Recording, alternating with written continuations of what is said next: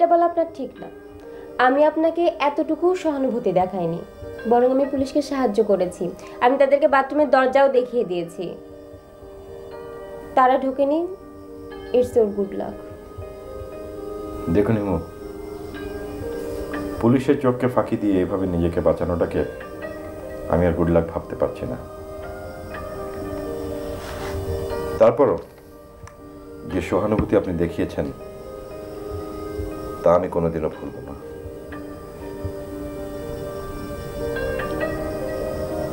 আমি আপনাকে কোনো সহানুভূতি দেখাইনি, কিন্তু প্রচন্ড ভালোবাসা আর মমত্ববোধ দেখিয়েছেন। আমার জন্য এটুকুই যথেষ্ট। আপনার সঙ্গে পরিচয় হয়ে অন্তত কষ্টটুকু জয় করার শক্তি পেয়েছি। কি হলো? কি মনে হচ্ছে? আপনি কিন্তু বেরোবেন না, এখনো পুলিশ আশপাশে আছে, আমি দেখছি। মালিকা, মালিকা, মালিকা, কি হয়েছে আপা? মালিকা, হিমাপু কোথায়?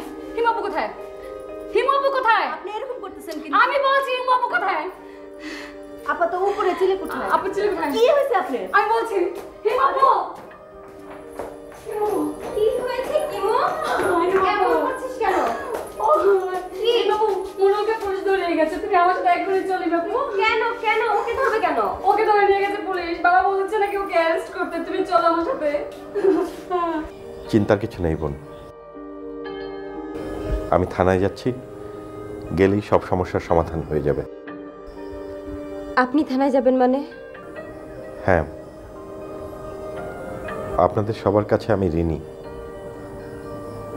আপনারা ভালো থাকবেন।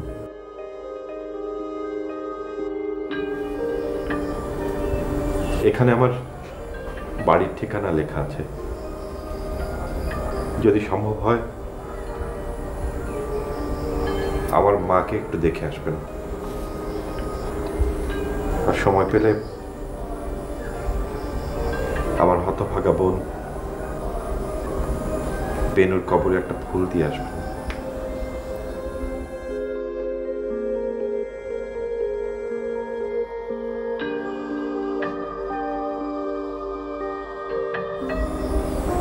আমি আসি।